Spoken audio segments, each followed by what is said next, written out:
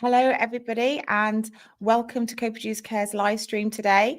My name is Sophie Chester-Glynn, and we are very much looking forward to having a full panel discussion on our topic, which you all have joined us for. And really what we want to look into is the post office scandal. We are all moving to a more digitized social care. Could something like the post office scandal, as horrendous as it was and it still is, could that happen in social care? And I've got some fantastic guests who I'm going to join in a minute after I've done a bit of intro. So just as a reminder for people who maybe have missed this live stream that we did a few weeks ago, a few months ago now, late last year. So as people know, Coproduce Care, we do quite a few different live streams. We interview people. The last person we interviewed was one of the last people was James Bullion last year, and that's been quite a popular one. We've had a couple of hundred people view that interview already. It still is on YouTube if you want to listen back. You can listen back as many times as you want to, but we were just exploring with him your questions that you asked about registration, the new framework, about CQC and what they're doing, what their plans are. So all of that is in the live stream that's on YouTube, and we'll put a link to that in the chat in a minute so that you can watch that back. But if you haven't already, make sure that you do subscribe to our Facebook page and to our YouTube channel and support us and like. If you like this topic, if you like what we do, make sure that you do get on and like it, please. So really today, as I explained, we're going to be talking about digitizing social care. We want to explore the idea. I think when the post office scandal happened, it got us at Coproduce Care thinking we are going towards a digital social care. Some of us are further down the road than others. And what is it that we need to do in terms of safeguarding our staff and supporting the sector and making sure that we've got all of these things in operation as best as we can.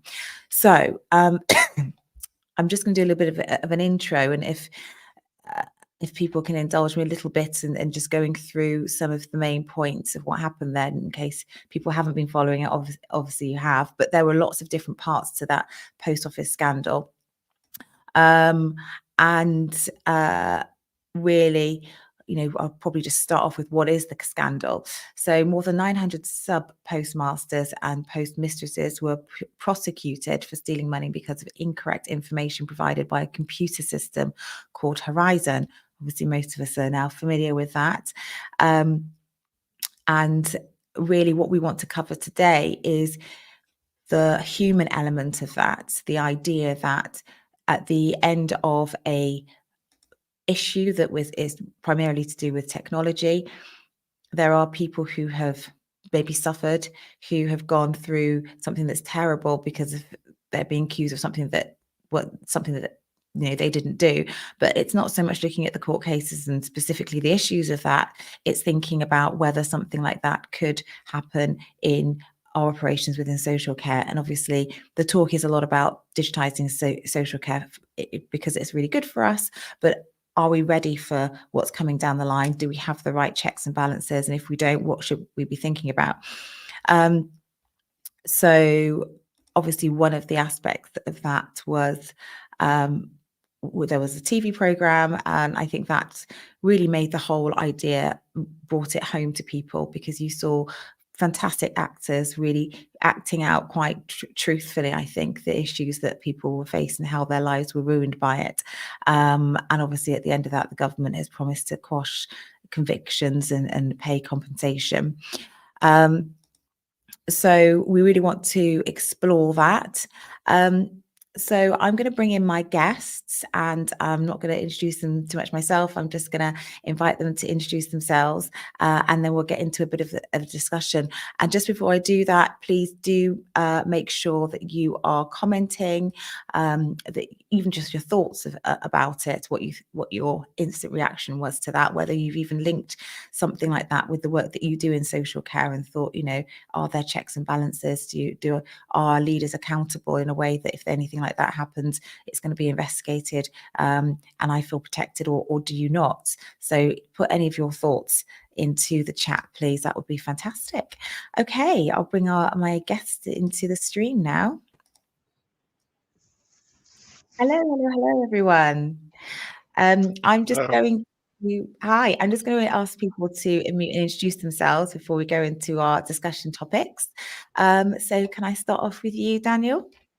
Hi, thank you, Sophie. It's great to be here. Thank you very much for inviting me. My name is Daniel Casson from Casson Consulting. I am a transformation and digital innovation consultant in social care. I went independent 5 years ago, before which I was head of business development at Jewish Care, running care homes, community centres, home care services. And I'm really excited about the change that's happening in social care. There's so much potential and there's risks, but there's so much opportunity that we have to grasp hold of it. And this issue is really interests me, because it's all about empowerment and how we deal with the issues in front of us. So thank you, Sophie. Thanks, Daniel. Can I come to you, Sven, next? Yes, thank you, Sophie. Thank you for having me. So I'm from Norway, and I represent a Norwegian company just established in the UK. Well, we've been there for about 2 years now. I've been working in care technology for more than 25 years, actually, and I've been particularly interested in seeing how our business, technology-enabled care, has changed its focus from technology into people. And with that, developing our technology in a way that gives benefits to the staff and also the residents or the citizens. So and that has changed quite dramatically. And the way we are now thinking about technology is that it's just a means to an end, not the actual change itself. So I'm particularly interested in that, and I've seen that by changing the focus from technology to people, we have been able to achieve much better results also in implementing the technology. Great, thanks for that. Really interesting. And I can't wait to get into some of the examples of how things can be done and done in the areas that you traditionally work in, and any suggestions that we can maybe think about implementing as well. So it'd be good to consider that in the discussion. And Michelle. Hi, Sophie. Thank you for having me. Yes, so my name is Michelle Corrigan, and I'm the Programme Director for Better Security, Better Care, which is the government's adult social care data and cyber security programme. I'm based at the Digital Care Hub, and we provide all sorts of resources, information, advice and guidance to social care providers around pretty much everything there is to do with digital and technology. So this for us is a space that we are really interested in, and similar to Sven, it's tech as a way of improving care, of improving outcomes, and all of the things that you really need to be thinking about if you're taking on new systems, how you're integrating systems with each other. And obviously, I always come back to, what about the data that those systems hold? Yes, data is so important. So we are going to go into the topic of, do we listen to staff enough when there are disputes with tech? So empowerment of the workforce and management. So I'm going to hope this video works, but I just thought it's really nice to hear from the voice of people who were affected by the Horizon situation. I'll just come back to that as something to ground us a little bit. And then we'll launch into the human support that people might need in terms of understanding and working with systems. So bear with me a moment. So for those people at home, how did it feel for you when you're being told you're doing something wrong when you know you haven't? When you're going up against an establishment like the post office, it was at the time it was owned by the Royal Mail, so there was the Royal Mail and the post office was a joint. And I think what they do is people don't believe what you're saying because you're up against the Crown. Yeah. So I mean, even down to like when the post, I noticed on Joe Hamilton when they posted on the wall, it was her against the Queen. When you look at your charge, when you're going up at court, that's how it's portrayed. Yeah. So automatically a judge says you've stolen from the Queen. Yeah. So nobody believes what you're saying. So I put that up just to put that human element of when a system might have faulted or something, there may be disputes, how there is that power differential where even though you may or may not have done something wrong, but you're up against quite usually a bigger corporation. And how do you help? How do we as managers of providers make sure that our staff feel empowered to talk about any issues? And what kind of listening do we need to do when computer says no and we don't really understand what that means? So I suppose, is it computer versus tech? How are we listening to people? Who would like to go first with their reflections on that? You can just put I would say, I think that the root of this really is digital adoption as a journey that an organization goes on as a whole. Now, we know that data coming out of our sector says things like, oh, we've got poor digital literacy, people don't like technology, people prefer paper. Now, if we go in with that kind of attitude straight away, and then people are putting their hands up and saying, look, this isn't working, this isn't quite right, it's not doing what I think it should do, it's really easy as the person maybe who's made the decision to bring in a technology or a digital solution to say, well, you're just not on board, you just don't want it to work. And I think when we are making these decisions to implement things, are really careful around the training that we give people, but also the relationship that we have with our software and tech suppliers, so that when things are brought to us as decision makers and as leaders, we can go to our supplier and have a really open conversation. Then we have checks and balances. We've got different things in place that people feel like they're coming on the journey with us, and things are less likely to happen to them later on.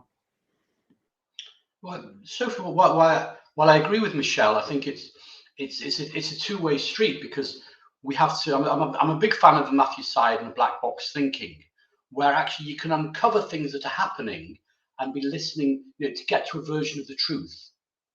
Now, sometimes in social care, we don't always show the humility, I think, to actually listen to everyone, to be that the people that we're serving as well, because they often have an issue with the technology, and the people who are providing care.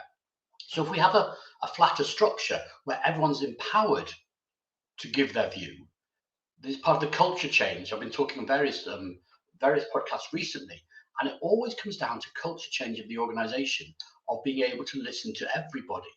Now, in a healthcare, we've seen this. In consultants used to have all the power, and no one could naysay them.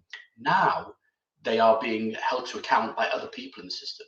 In social care, we have to make sure that everyone is empowered to ask the questions and be listened to. So it's a point of humility for me. Let's bring it to culture and humility. Great points. Culture and humility. Difficult to operationalize that. That's the thing. It's very much dependent on, do you have the right manager or provider who can support that? Ben, is there anything that you want to add on that? Maybe there is a way to operationalize compassion, understanding a bit more. Yes, well, I think these are complicated topics. I mean, if you're looking at it from an implementation point of view, getting an organization to change the way it's working, and within care, you should remember that it's almost entirely a manual work now. Care is almost entirely manual.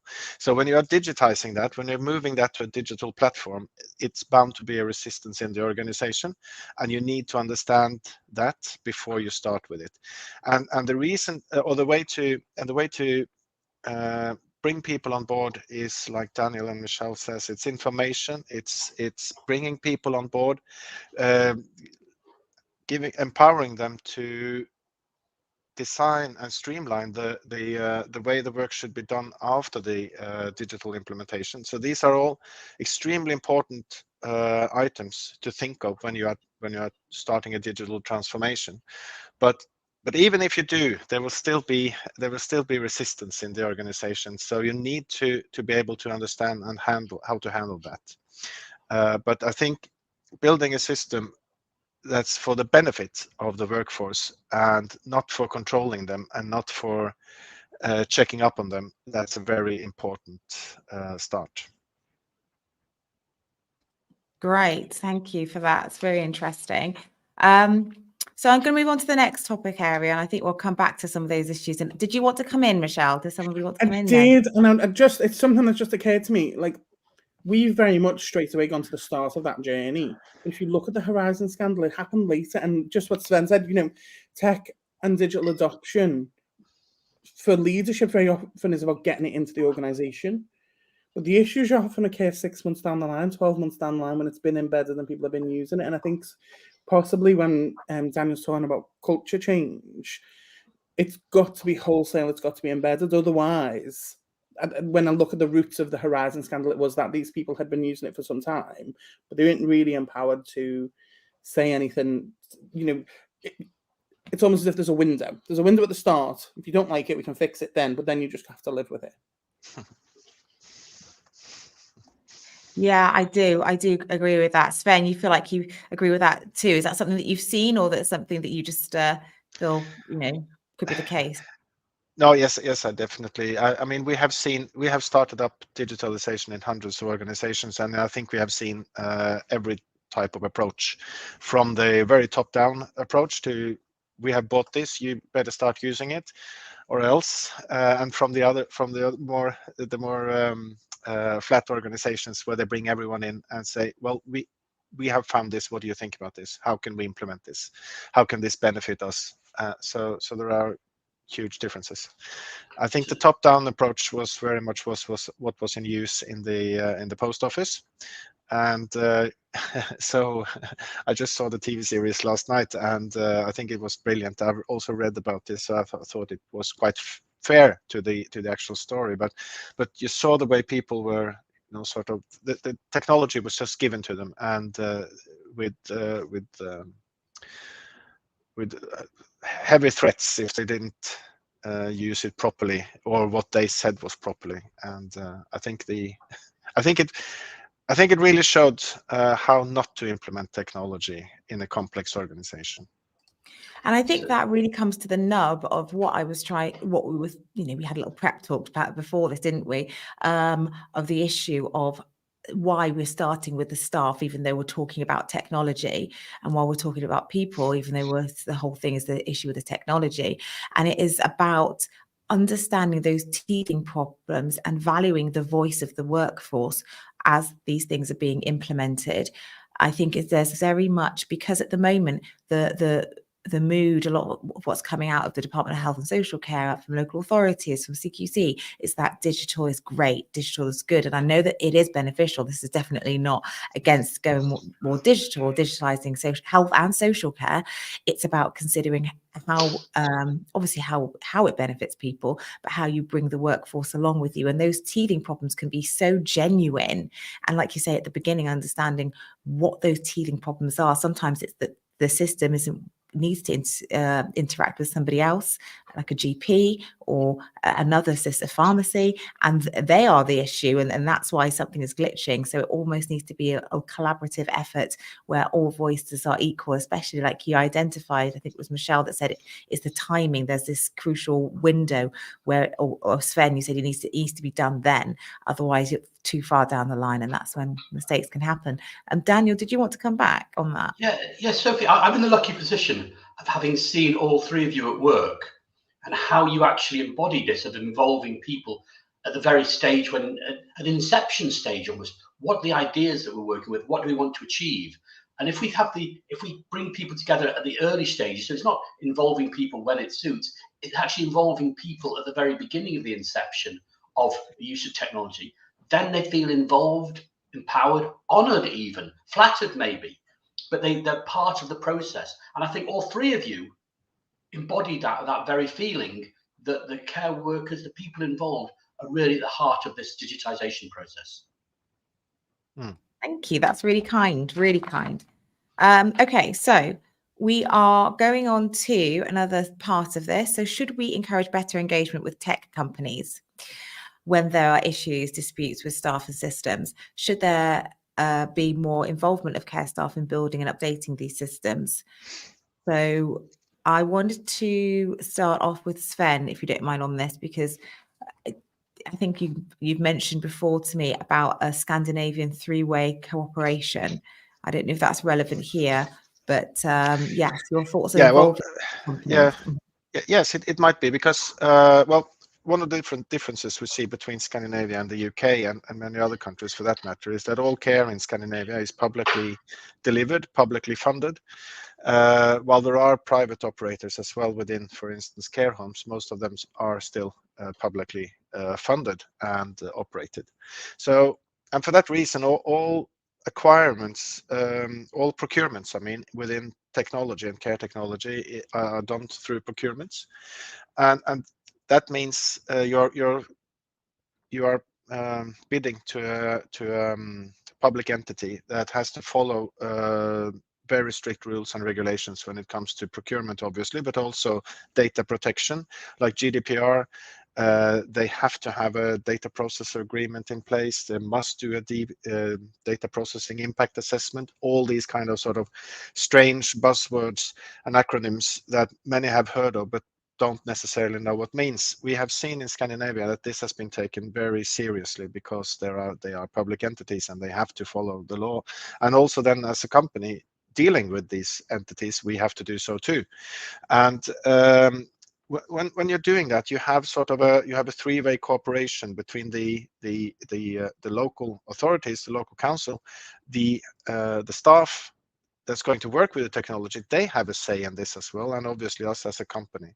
So because we need to be so vigilant following these rules when dealing with a public entity, also the staff is taken in when they are doing the evaluation of the tendering companies, and also when they are testing the actual technology that will win the tender. So the staff, by sort of design, are involved in the procurement process and the evaluation of the companies from a very early stage.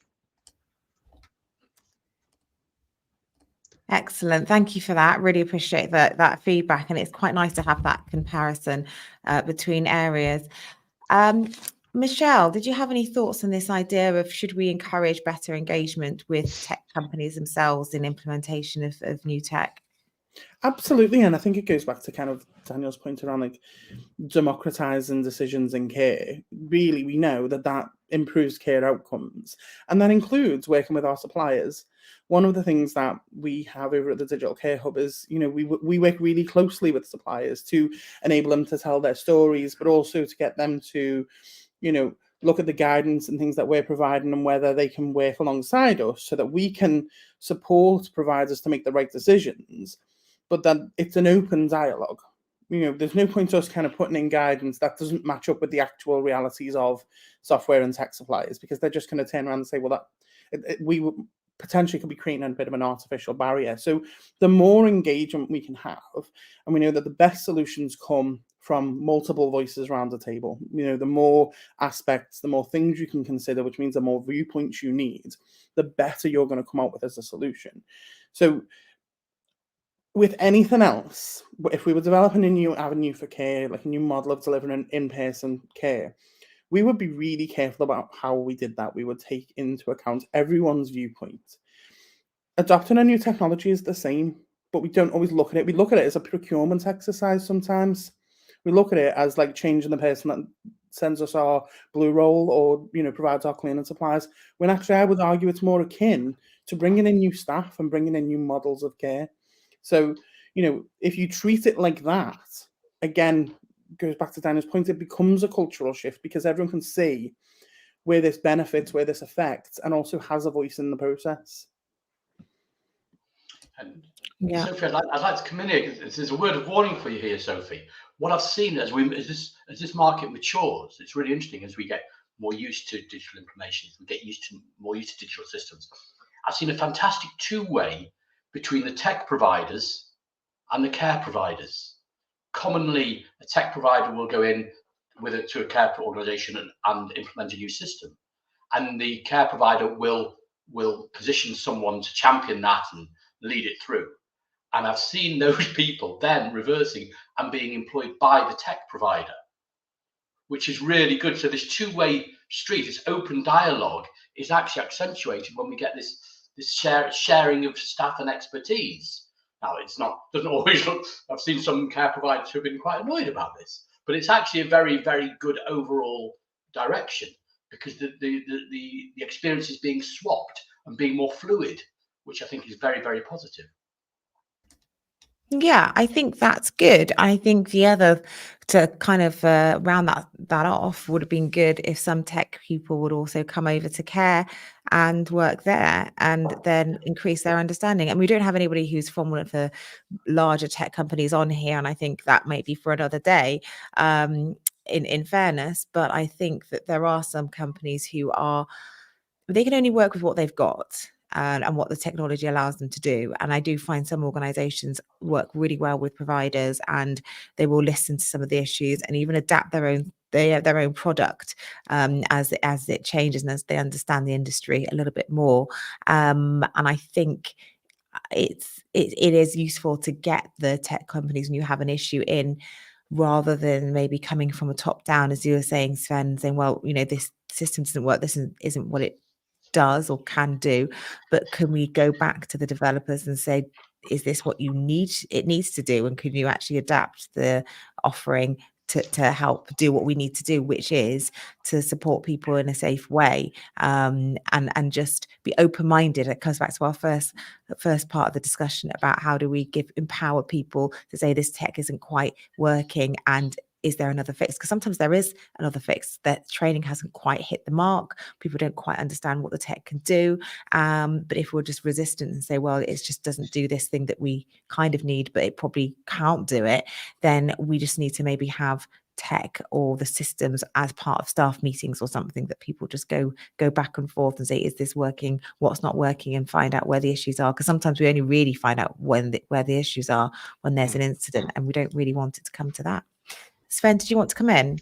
No, I just, it's like Daniel also said, it's a two-way street sometimes, because, the old proverb by Henry Ford, where if I had asked people what they wanted, they would want a faster horse. So he had found something that people didn't really know that they want. And that's sometimes the case within tech as well. But then on the other hand, sometimes within tech, some engineer has found out something that nobody really needs, but he wants to sell it anyway, under perhaps false pretenses. So sometimes inventors, developers have found a way to solve something in a new way, which will be hard to implement, but it will solve problems. But other times it's the other way around. Yes, interesting. Great. Okay, so yeah, Daniel, did you want to come in? Well, no, there's interesting.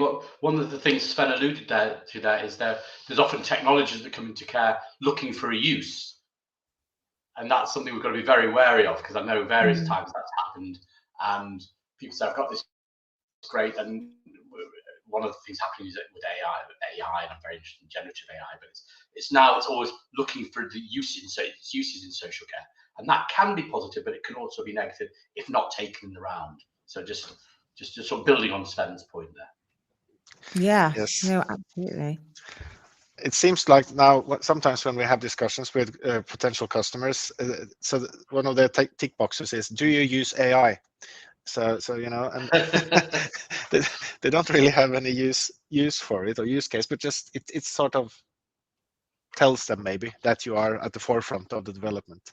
But but you should never use technology for technology's own sake. It should always have a purpose. Yeah, and I think that's where we sometimes fall down on, is keeping the purpose at the forefront. So talking about purpose, I suppose it's good to see what our regulator says about tech. And there is a whole website. It's not there is a web page on this, on CQC's website. It's not particularly informative, and it's not very detailed. And I have the feeling that one of the things they have said is they're working on it. But it's one of the big things that I think, especially coming in with a new framework, the new inspection framework, is about governance. And obviously there's a lot of space for technology to help with governance, to have an overall picture of what's happening in the service, to have a notification when someone falls, rather than discovering it later on in the day. So there's some obvious benefits. This has come up really small on my screen, but hopefully people can see or zoom in. But governance is a big part of it. And and they want to make sure that the system supports the service to be well led. It enables the provider to assess, monitor, and administer and minimises, sorry, I can't say it very well, the risk people face, I suppose, and improve the quality of care. So people who use services should be able to expect people in charge of services are open, honest, and act with integrity. Support from a service that understands and manages risk to their safety, support from a service that improves the quality of care it provides. This is because the digital record system helps to keep them safe, experience good quality care, and to have good outcomes. And the quality of information recorded about them is accurate, complete, and up to date. And there's a few lists of things that providers should demonstrate as well. It's very high level, effective quality assurance, whatever that means, that the systems are accurate, complete, and up to date, and that digital care records suppliers are improving how the system works. So they work with, so actually that's what the CQC want to see. They want to see that we're working with our suppliers to make sure that the system itself works quite well. And I suppose there's an idea of, what should be the role of CQC in monitoring how we're using technology. And obviously they to have a strategy role to look at the care that the person is being provided. So all of their inspection should be geared towards the so what factor, presumably. But is there a wider scope that could be brought into what the CQC are doing in terms of monitoring to make sure, or to have some oversight that technology isn't being used in a way that's harmful to others? So does anyone have any thoughts, Michelle? I do. So this is something that's really key to what we do at Better Security, Better Care. So our primary driver is to ensure that providers are using, storing, and exchanging information securely. And we do that by promoting what's called the DSPT, the Data Security Protection Toolkit.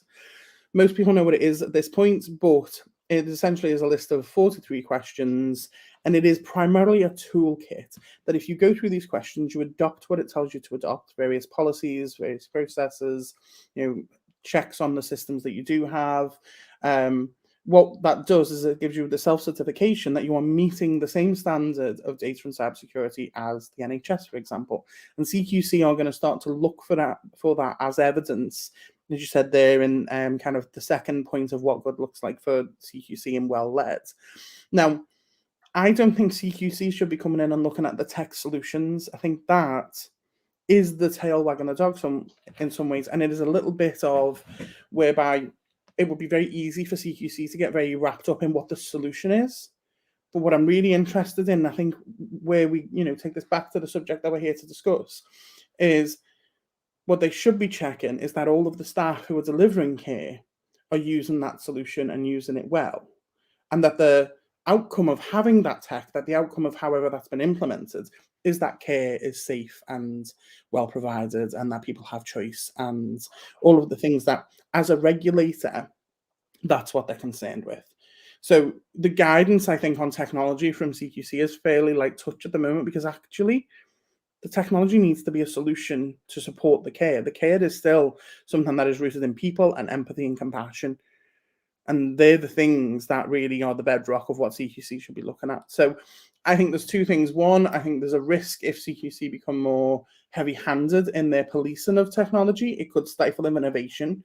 It could really kind of drive down the adoption of some really innovative and exciting things that improve care. But also it could unduly sway organizations' like adoption of things. What I'd like them to do is give organizations kind of the framework they need to be like, here are the checks and balances I need to ensure are in place, regardless of the solution. Okay, that's really, really interesting. And I wonder whether, because I know the CQC hasn't got anything like this yet themselves, but there is the what good looks like working digitally in social care guidance from the Department of Health and Social Care, and it's on their website. So this was it's a web page, and you can just Google it and find it. and it does list, I quite like it in that it says, well, we've all got responsibilities for this. Local authority, care providers also have responsibility, and it lists all of the things they expect people should be doing. And I found that really helpful, but quite daunting. So we have actually turned it into a spreadsheet. I'm all about spreadsheets at the moment, which then puts in what success looks like. And I think that the people who developed this, you know, they did actually work quite co-productively with, you know, what should we be doing, how should we be protecting people. It does mention some of the things that you've mentioned as well, Michelle, in this. So if anybody wants a copy of that spreadsheet, there are, I think, 7 success measures. So it's quite long, but you could just plug it in and use it for yourselves. And we've put it into what we think would be useful in terms of using it. Do I have a policy to help meet this measure? You know, have I got plans for improvement? So if you just, I think we've got to go on our website, Coproduce Care. You can just sign up as a member and get access to that. But that just, I was going to plug that at the end, but it was a great time to do that, Michelle. But in terms of coming back to CQC's role, Daniel, did you have any thoughts on that? Yeah, like any maturing sector, we're actually running way ahead of the regulation and regulator. So this is, we're always going to be testing the regulation. So I think Michelle's right. They have to be light touch about this, but they have to go back to the basic principles, and they have to be able to sort of to understand with care providers how they're implementing. So if it's done if it's done responsibly and in a well-led sort of way. So coming back to the key lines of inquiry, the questions they're asking, I think there's a way that it can be fitted into this current system, but without them being too heavy touch as well. And you're right, they shouldn't be. They do have an innovation program. They run some very good innovation stuff, the CQC recently, how they view innovation and new things coming in. And I think part of the conclusion was, actually, we need to be led by the sector, but we need to make sure that it's actually happening in the right way. So I think the current structures in place can work well, but they need to empower the inspectors to be able to talk openly with providers about how they're implementing new technology and thinking about the end goal for the person receiving care. That's got to be the end goal for the CQC, that the quality of care is improved. So if they put it in that envelope, that should be their major driver. Yeah, and I almost feel like there should be, you know, how the CQC do reports on the state of care and different parts of care. I almost feel like this could be its own report to gather those, because they visiting services, not as much as they used to, but they do receive that data. So maybe that's something that they could do to spur on, because people really work well with examples, and there's a guidance on inspections, there's guidance on different things. There's guidance on how to keep people's teeth clean. I think smiling matters, it's called. But the big thing like this, where there is a lot of data by the nature of this topic, it would be quite good to have some kind of good examples and gather those examples, just because providers work really well with like examples like that. If they had the resources to have a dynamic best use cases, things we've seen in place, I think that could be, you're right, they're in a very powerful position there, Sophie, potentially. I don't think that's the role for CQC though. Right. I think that's something that CQC can work with. You know, Digital Care Hub hosts an awful lot of these best use cases. We have a lot of success stories there to tell those stories, because I think almost what we don't want to do is dilute the role of the CQC as a regulator, as opposed to, you know, I want them to be open to innovation. I want them to, you know, provide ideally, you know, sandbox features for those who want to adopt things like AI and trial out robots and do all of the stuff that's at the very front end. But their oversight position, I want to be very clear. Now, as Daniel said, we're always going to be in tech about 5 to 7 years ahead of the regulation. And with tech, that gap gets smaller and smaller. So I'd rather see a collective organizations working around the CQC, you know, with their voice in it, but not necessarily them as the driving force to promote what good tech adoption looks like, that we can, you know, give providers an opportunity to share their success stories, so that, you know, again, going back to this idea of avoiding a scandal, people know what the warning signs are when things can potentially be going wrong. Okay, Daniel, I'll let you come in, and I'll come to you, Sven, for any enlightenment you have from Scandinavia. Daniel? I'm sort of, while I always agree with Michelle, I'm also slightly at odds, because if you look at what the role of the CQC, or the role of the regulator, yeah, it is to ensure that health and social care services provide people with a safe, effective, compassionate, etc. quality of care. But it's also to encourage providers to improve. And it's how they do that. For me, it fits inside that envelope, how they encourage those providers to improve. So I'm aware of dilution of what they do, but it is a core part of what they do to help providers improve. So any way they can do that, I think would be very effective. Interesting. I love a little bit of discussion, a little bit of debate. I'm not going to take sides on this one because I'm chairing. Sven, Yes, I'm not going to take sides either, but for sure. But I just wanted. I just came to think that wouldn't it make sense that the CQC had the role of actually checking that that care providers were GDPR compliant? You know, that they had things in order, and if they started doing that as part of their inspections, that would help improve the level of data security, both from the supplier side, but also from the buyer side, meaning the care providers. Because I've at least seen in the UK that there's a huge variety in the awareness of the laws and regulations regulating the data handling.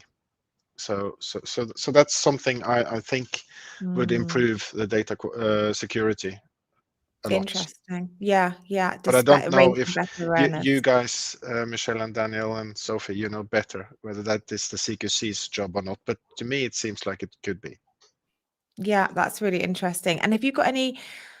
How does the regulator get involved in Scandinavia? You might not know, but do you feel like there's obviously you've got a really good relationship with the local authorities, providers, and the tech companies seem to work a bit more in synergy. But Yeah. does that cross over into what everyone expects of the tech that's being used? Is that made clear?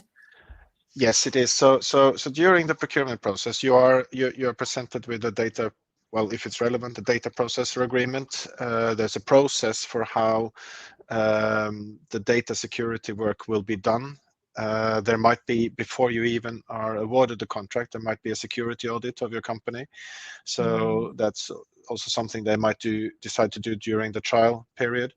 So there are lots of different ways to do this, but at the end of the day, all the local councils obviously are overseen by the government, and they are also audited.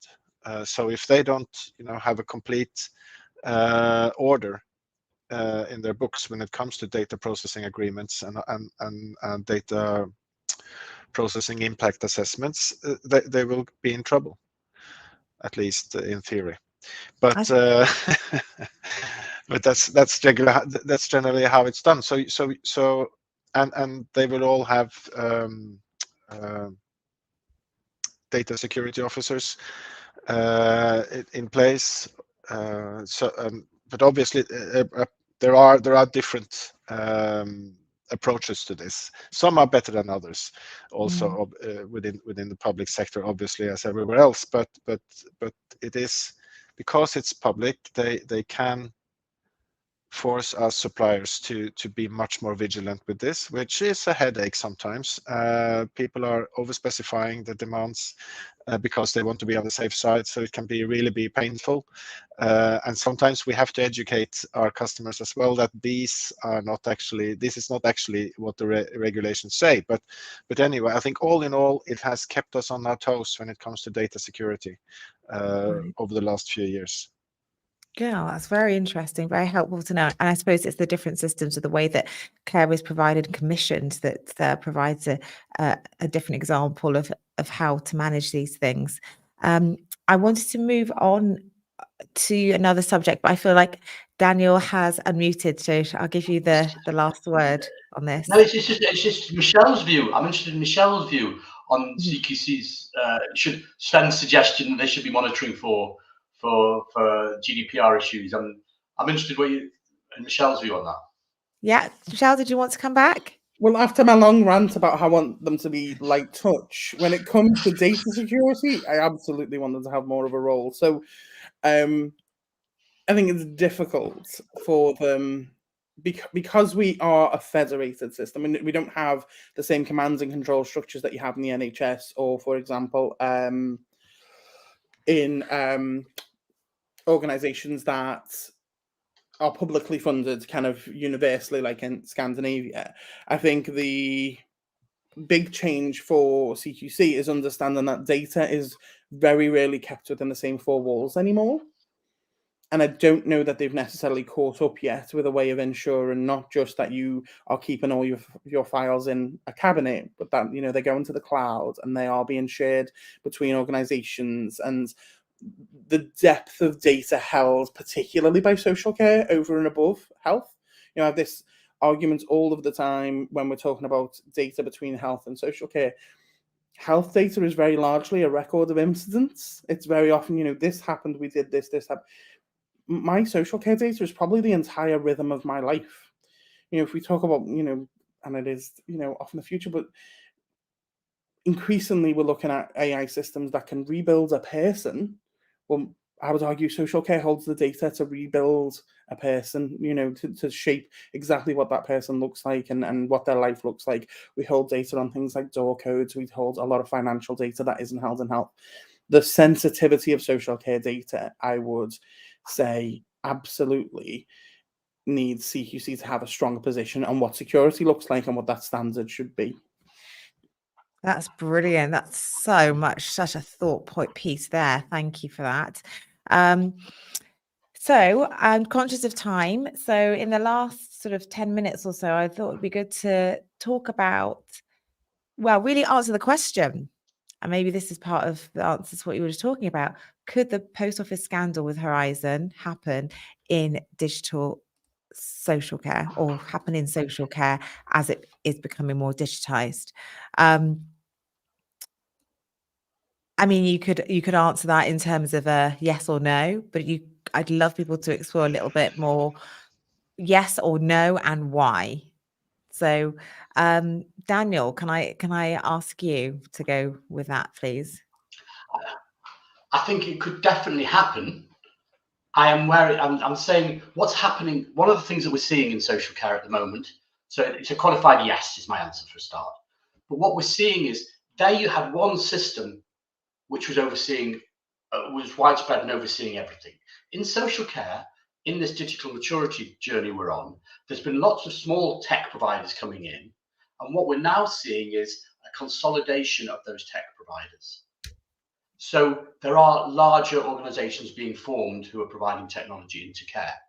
And what we're finding with those is that sometimes the level of service can drop and they are less responsive to what individuals are saying. But what could it happen like it happened in the post office? No, because there isn't the same monopoly across systems. So while I think there could be incidences where technology isn't working, it wouldn't have the same across the board effect. That's what's happened in the post office. What's interesting is the role, and Sven referred to it earlier, the role that the media has played in bringing this to fruition, but to everyone's notice, and that nothing was happening until ITV did an amazing job, and suddenly the government started sitting up, and everything's happening very quickly now. So we need to try and replicate that in a way to make things happen now, but not with such disastrous, not because of such disastrous events. So no, yes, it could happen, but I don't think it would be as widespread as what happened in the post office. Great. Okay. Sven, did you want to come back on that issue? Yeah, yes, it's a very interesting question, and the short answer is definitely yes. Because it can happen everywhere. And when there was a short comment in that series actually, where this whistleblower from Fujitsu, he said that, well, they sat in this room and they had to deal with badly designed technology, things that were hard coded that they need to go in and fix, you know, just to make things look okay. And so I don't think that they did that. I don't think they tried to steal any postmasters' money or anything. It was just human errors that was done down the line, and then somebody up in the system tried to cover for it when they understood how bad it was, and so it just spun out of control. And we do have a big issue here in Norway now, actually, with the journal system, electronic health record system, that also has gone completely out of control. It's a huge American company called Epic, who supplies this software, and it's just completely out of control. They are making mistakes. They are making big mistakes by people's treatment in hospitals because of this, and nobody seems to be able to get control of it. And then to to make things even more scary is what do we do when what will we experience when AI starts to dip into this? When AI start making systems that we humans don't even understand, that's already happened. So so then it's a definite yes, this can happen. So I think, but if we want to look at ways to safeguard against it, I think that openness is a very important thing, and including making sure that the ones who supply technology to care or whatever other crucial part of the society, that they are open and they are audited and they are controlled, and that there are safeguards in place to make sure that they follow these the laws and regulations. That's the only way we can do it. Laws and regulations are the only ways we can actually safeguard against something like the Horizon scandal again. But they can always be crooks in the system, like there was in this. Yeah, I'm just I was really interested to hear what you're saying about Norway as well. It's not just us; it could happen anywhere. And I'm going to come to Michelle in a minute. I just realised I did shortchange us of one question, so we are going to come back, I think, to the accountability in terms of yes, it could happen, but our leaders in social care, we have there's a role for the managers and anybody in the system to lead a bit better, and the lack of leadership in the post office scandal would be interesting to come back to. So we will actually answer that question before we close. But Michelle, could it happen in social care? I absolutely think it could happen, and I take Daniel's point around the scale. But if you do look at the size of some of our large providers and the number of sites that they're operating, my fear is always, if you think about like the repercussions for the postmasters was because of the amount of money that was being lost in the system. Similarly, our risk, I think, will be around like medication. We don't have that many EMR software suppliers, quite a limited number of organizations being used across the country. If they were getting something around medication recording wrong, and that was leading to poor outcomes for individuals, the legal repercussions for that individual could be, cataclysmic. But the actual ability to say, well, no, I did X, or no, I know Y, and a manager's kind of inclination to say, well, the system says this.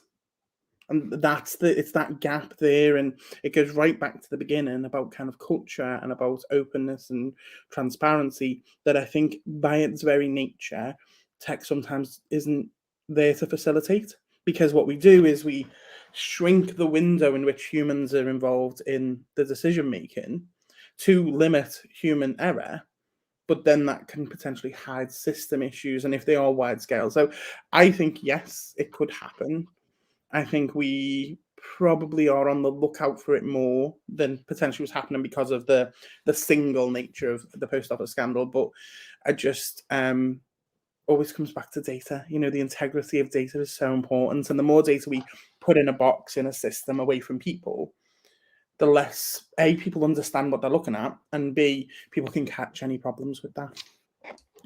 I mean, that is a wonderful segue to what we're going to talk about, but also coming back to that element at the beginning of how do we empower people within our organizations to say the system might not be working because of this, or I have a problem because of the training or something else. So it's about not taking that human element, whether it's with staff, whether it's with people using the tech who we support, and bringing them into the discussion about how things are working.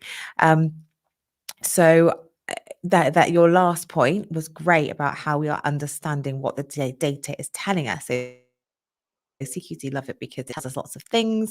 You could be on a beach in Barbados and see how a care service is running. Technically, I suppose, if you've got all of the systems anywhere. But Sven, can I come to you? Are there any issues with the way that some people might be interpreting data which may then make those in governance positions make what they think is the right decision because of what the data is telling them, but because they aren't able to interrogate the data properly, they actually make a wrong decision.